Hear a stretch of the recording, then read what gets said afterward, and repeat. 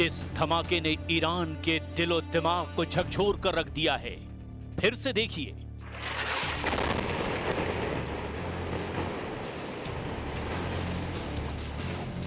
Lebanon में गिराए गए इस बम पर नेतन्याहू के दस्तखत थे। इस धमाके से निकले काले धुएं में ईरान को इजराइल का नया युद्ध नजर आ रहा है। इस धमाके ने ईरान को एहसास दिला दिया है कि हिजबुल्लाह की आड़ में इजराइल पश्चिम एशिया में गाजा से भी बड़ा युद्ध करने जा रहा है, जिसका असली मकसद ईरान से जंग है। इजराइल हिजबुल्लाह और हमास की आड़ में दक्षिण लेबनान पर बम बरसा रहा है।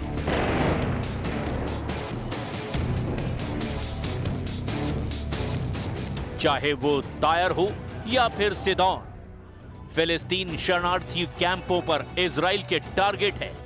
इजराइल का दावा है कि दक्षिण लेबनान में ऐसे टारगेट तबाह किए जा रहे हैं जहां इजराइल के खिलाफ साजिश हो रही है। اليوم يوم عظيم ونفتخر في شهدائنا وبإذن الله منصورين ومقاومتنا باقية في إذن الله ولا ننكسر نحن شعب لا يقهر। गाजा के बाद दक्षिण लेबनान पर हमलों ने ईरान को चौकन्ना कर दिया है और यही वजह है कि ईरान एक बार फिर इजराइल को अपनी मिसाइल पावर की याद दिला रहा है। ईरान के विदेश मंत्री अब्बास अराक्ची ने कहा कि ईरान अब इजराइल के खिलाफ नया युद्ध लड़ने के लिए पहले से ज्यादा तैयार है। अराक्ची का दावा है कि इजराइल की मिसाइलों की क्वालिटी यानी मारक क्षमता बढ़ गई है, क्वांटिटी यानी तादाद भी बढ़ गई है। अराक्ची ने कहा कि जून में हुए 12 दिन के युद्ध से ईरान ने बहुत कुछ सीखा है। उसे इजराइल की कमजोरियां पता है, उसे इजराइल की ताकत पता है और दुश्मन को भी पता चल गया है कि अगला हमला हुआ तो वो बचेगा नहीं। सवाल है कि क्या इजराइल पर फिर फटने जा रही है ईरान की मिसाइल? क्या तेल अवीव और हाइफा में फिर इसी तरह होगा हमला?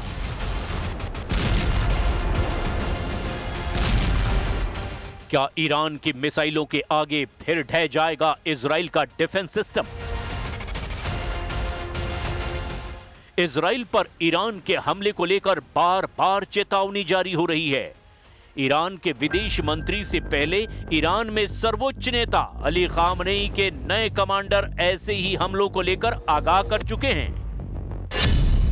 रिवॉल्यूशनरी गार्ड्स के नए chief major general Mohammad Pakpour ने ऐसी वार्निंग दी है कि नेतन्याहू और ट्रंप के पैरों तले जमीन खिसक जाएगी। ऐसा दावा ईरान में किया जा रहा है।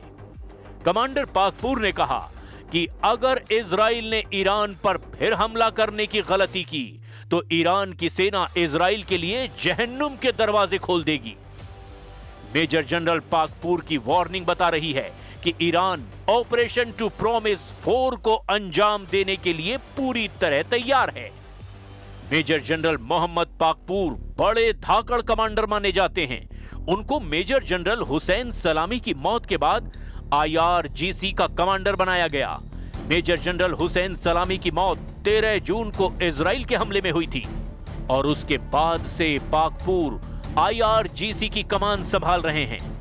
इजराइल के खिलाफ 12 दिन तक मिसाइल अटैक करने के बाद जब युद्ध विराम हुआ तो मेजर जनरल पाकपूर ने क्या कहा था, इसे भी जरा गौर से देखिए। دستشون روی ماشه است. اگر خطایی از طرف دشمن صورت بگیره حتما مثل 12 روز گذشته مقابله مثل جانانه انجام خواهیم داد. در دفاع از این کشور ما لحظه‌ای به خودمون تردید راه نمیدیم. ईरान की मिसाइल लगातार लॉन्च पैड पर तैयार है। कमांडर पाकपूर ने बहुत साफ साफ कहा कि हमारी अंगुली मिसाइलों के ट्रिगर पर है और खामनेई से भी उन्हें सिग्नल मिल चुका है कि इस बार इजराइल ने हमला किया तो कोई रहम ना दिखाया जाए। इजराइल की नई टेंशन ये है कि ईरान का दावा है कि उसने अभी तक अपनी सबसे खतरनाक मिसाइलों को इस्तेमाल ही नहीं किया है।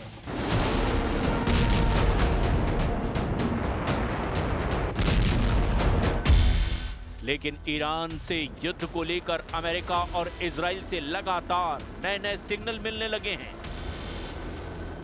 इजराइल पर हुए हमलों में जिन मिसाइलों ने तबाही मचाई है, उनकी लिस्ट भी देख लीजिए, क्योंकि यही अब तक नेतन्याहू के लिए सबसे बड़ी परेशानी बनी हुई है। इनमें सबसे खतरनाक फत्ता-1 और खैबर शिकर मिसाइल शामिल है। इसमें कद्र और इमाद मिसाइल भी शामिल हैं। फत्ता हाइपरसोनिक मिसाइल की रेंज 1400 किलोमीटर है। खैबर शिकन मिसाइल की रेंज 1450 किलोमीटर है। कतर मिसाइल की रेंज 2000 किलोमीटर तक है और इमाद मिसाइल की रेंज 1700 किलोमीटर है। मिसाइलों को लेकर ईरान की तरफ से ऐसी वार्निंग इसीलिए आ रही है क्योंकि नेतन्याहू और ट्रंप का रुख ईरान को लेकर काफी सख्त देखा जा रहा है। If you look at the Middle East, I would say prior to us hitting Iran so hard, we could have never made that deal because you would have had a dark cloud over the Middle East when we took out their nuclear capability, which was one of the great military maneuvers of all time. It was flawless. You saw that. Trump और Netanyahu दोनों जानते हैं कि Israel पर Iran की जितनी missile गिरी, ऐसे हर धमाके ने इजराइल के मिसाइल डिफेंस सिस्टम का पुर्जा ढीला कर दिया। तेल अवीव से लेकर हाइफा और अशदोद से लेकर बेन गुरियन हवाई अड्डे तक हर मिसाइल हमले ने नेतन्याहू को ईरान पर नया प्लान बनाने पर मजबूर कर दिया। यही वजह है कि नेतन्याहू ने ईरान को घेरने के लिए अब नई तिकड़म लगाई है। नेतन्याहू ने कहा है कि ईरान के मिसाइल कार्यक्रम पर रोक लगनी चाहिए और उसे 480 किलोमीटर से ज्यादा रेंज की मिसाइल नहीं बनाने दिया जाए। मतलब साफ है कि नेतन्याहू ईरान की उन मिसाइलों से घबरा गए हैं जो 1500 किलोमीटर या उससे ज्यादा रेंज रखती हैं, क्योंकि ईरान और इजराइल की दूरी भी 1500 से 1800 किलोमीटर की रेंज में है।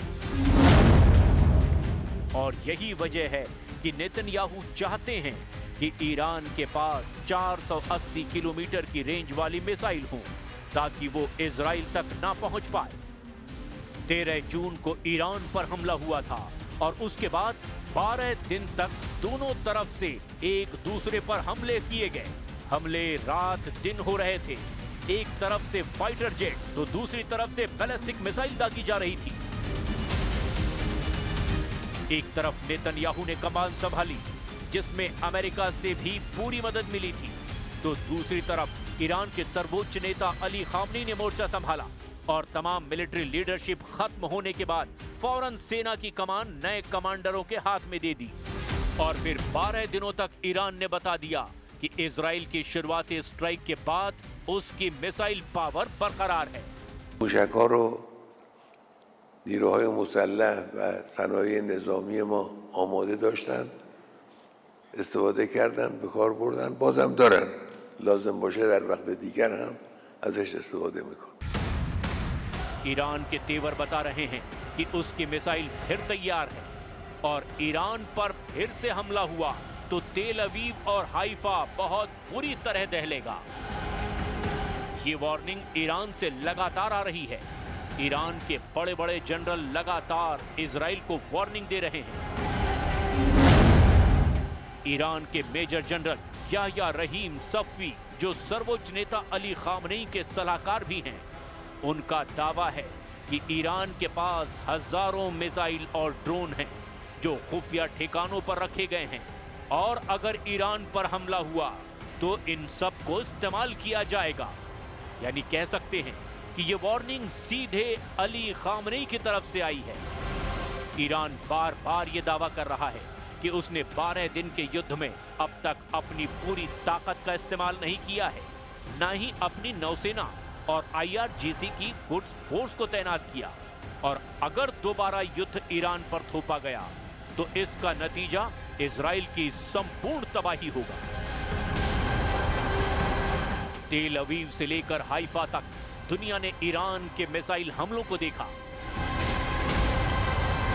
जमीन पर तबाही देखी, बड़ी बड़ी इमारतों को खत्म होते देखा।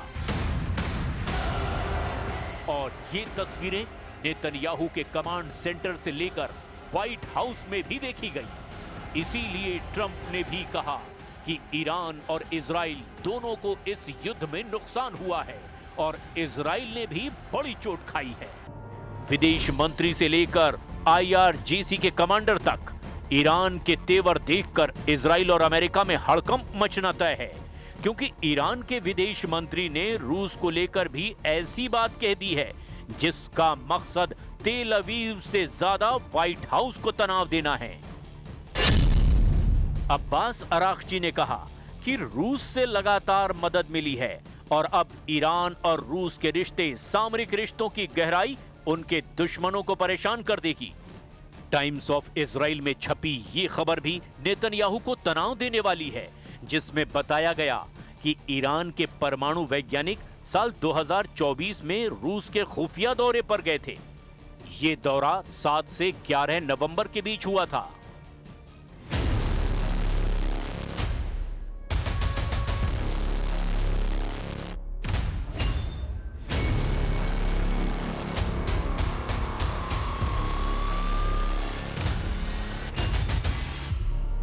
ईरान लगातार बोल रहा है कि परमाणु कार्यक्रम को लेकर पिछले 1 साल में जो भी बातचीत हुई है उसमें पश्चिमी देशों ने ईरान को लगातार धोखा दिया है।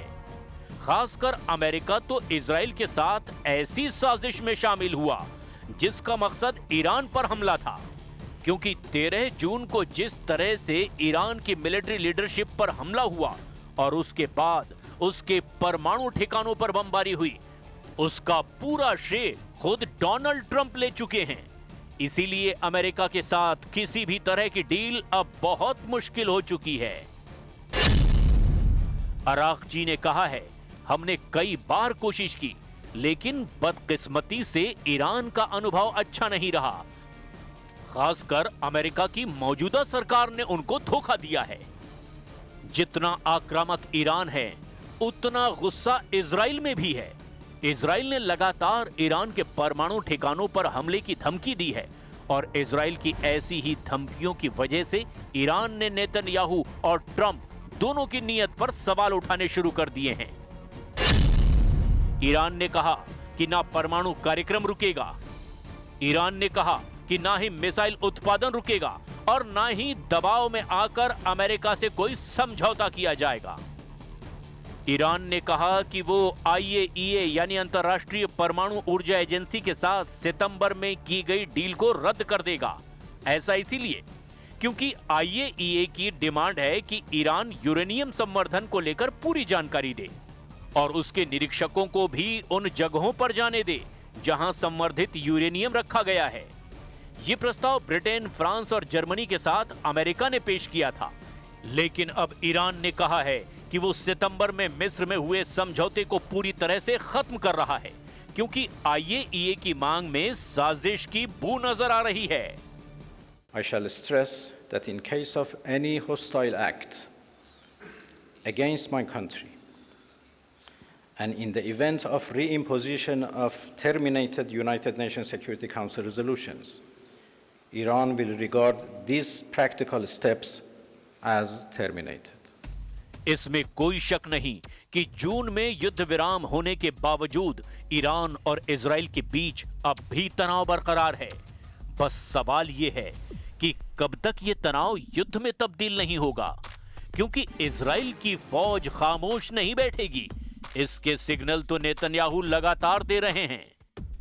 गाजा के बाहरी इलाकों में इजराइल की फौज अब भी मौजूद है। लेबनान में उसकी बमबारी लगातार जारी है और वहीं वेस्ट बैंक में अवैध इजरायली सेटलर्स ने ये हमला अंजाम दिया है। ये वेस्ट बैंक का हुआरा है और यहां पर फिलिस्तीन के लोगों की कई गाड़ियां जला दी गई। नेतन्याहू भी मान चुके हैं कि ये इजरायली सेटलर्स का काम है और जिसने भी ये काम किया उसको सजा दी जाएगी। المغرب 7:25 كان تواجد للمستوطنين على الشارع اللي صار فوق على الشارع وكانوا يكسروا السيارات والكاميرات وبتثبت هذا الحكي. هذول الجماعة نزلوا من بين الزيتون اجوا ولعوا هذا المشطب وسحبوا حالهم وطلعوا. देखा जाए तो गाजा से लेकर लेबनान और लेबनान से लेकर वेस्ट बैंक तक आग लगी हुई है। युद्ध की चिंगारी हर तरफ फैल रही है। लेकिन इसकी सबसे ज्यादा तपिश ईरान महसूस कर रहा है, क्योंकि जून में हुए युद्ध को 5 महीने बीत चुके हैं और इसमें कोई शक नहीं कि ईरान की आशंकाओं के बीच इजराइल भी पूरी तरह भड़का हुआ नजर आ रहा है।